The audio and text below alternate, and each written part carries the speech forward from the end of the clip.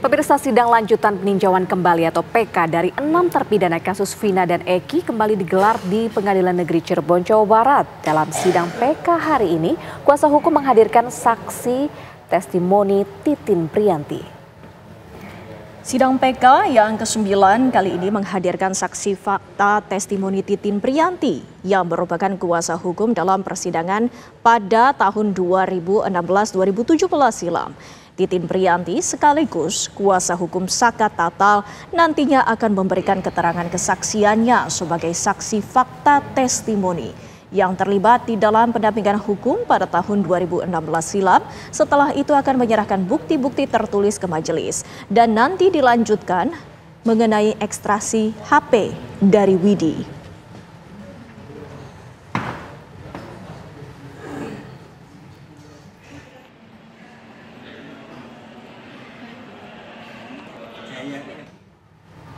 Dan untuk memperbaharui informasi terbaru, sidang lanjutan peninjauan kembali atau PK 6 terpidana kasus Vina dan Eki, kita bergabung dengan Margareta Novita di Pengadilan Negeri Cirebon, Jawa Barat. Tidak siapapun berganti penegur. Hakim waktu itu menjelaskan, Ya, selamat siang Indi, Windy dan juga pemirsa. Betul sekali, sidang peninjauan kembali 6 terpidana kasus Vina ini masih berlanjut hingga hari ini.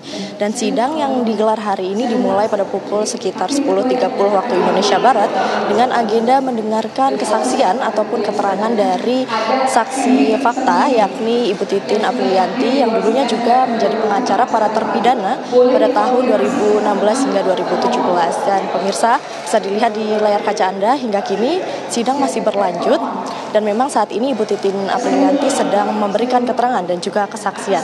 Dan nanti setelah mendengarkan keterangan atau kesaksian dari saksi fakta hari ini akan dilanjutkan dengan permohonan ataupun putusan permohonan yang dimohonkan oleh kuasa hukum mengenai pemeriksaan setempat atau PS. Dan nanti bila pemeriksaan setempat ini dikabulkan, maka majelis hakim akan melihat langsung tempat kejadian perkara, yakni di Jembatan Talun, kemudian juga di SMP 11 dan juga Tanah Kosong yang menjadi tempat kejadian perkara.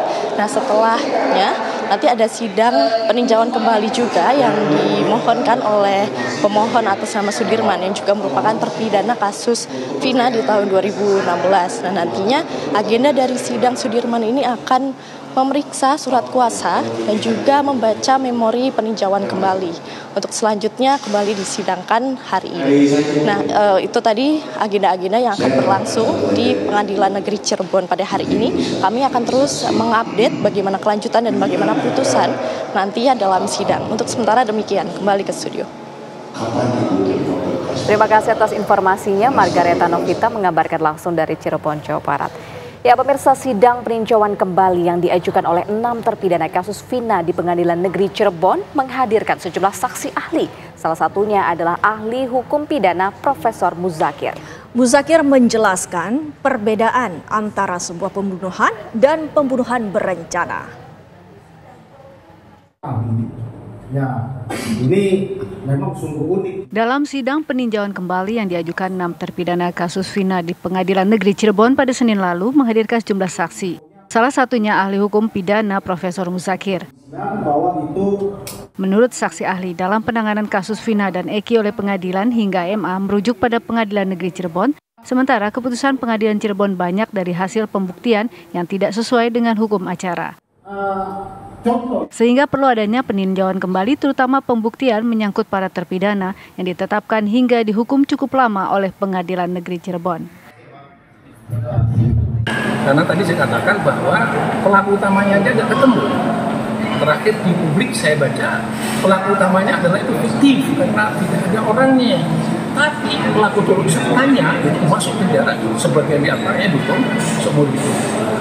Nah, inilah menurut pendapat saya harus revisi lagi terhadap putusan itu. Kalau pelaku utamanya itu fiktif dan tidak ada, ya tidak boleh ada orang diputus pernyataan dan tidak pidananya tidak ada kalau tidak diputus pernyataan. Yang kedua adalah yang tadi sudah saya sebutkan ya sebenarnya. Ini orang mati disebabkan karena apa? Supaya yang meninggal juga tenang lah hidupnya, di sana juga tenang supaya ya kalau misalnya meninggal karena sebut saja itu kecelakaan, bilanglah itu karena kecelakaan dan selesai supaya dia aman ya tenang. Tapi sebaiknya kalau bilang pembunuhan, ya pembunuhan gitu. Tapi kalau pembunuhan, bukti-bukti yang diselesaikan berdasarkan hukum acara pidana tentang masalah pembunuhan. Berencana, tadi sudah saya katakan, pembunuhan berencana syaratnya harus ada niat berbuat jahat masing-masing dan niat jahat itu dilaksanakan secara bersama-sama. Dan secara objektif ada hubungan antara kelakuan satu kelakuan yang lain yang membuat semuanya berniat mematikan orang yang bersangkutan. Nah ini namanya tadi setelah saya baca dan menjelaskan itu ada sanggahan bahwa itu ada nggak itu hubungan antara kelakuan satu kelakuan yang lain, bahkan dikatakan ada yang tidak kenal dengan korbannya. Bagaimana membunuh tidak kenal pada korbannya? Yang menurut saya adalah yang harus sebut saja itu ditinjau kembali melalui PK dan diluruskan kembali. Kalau tidak pidana ya harus dikatakan tidak ada pidana atau dibebas atau pidana dibebas. Oke. Sampai nanti buktinya adalah harus dibuktikan bahwa pelaku tindak pidana utama harus ditangkap dan diadili tidak utama. Diketahui 7 terpidana kasus kematian Vina dan Eki Cirebon 2016 divonis hukuman penjara seumur hidup. Mereka dinyatakan terbukti melakukan pembunuhan berencana. Dari Cirebon, Jawa Barat, Ervan Septiawan, TV One mengabarkan.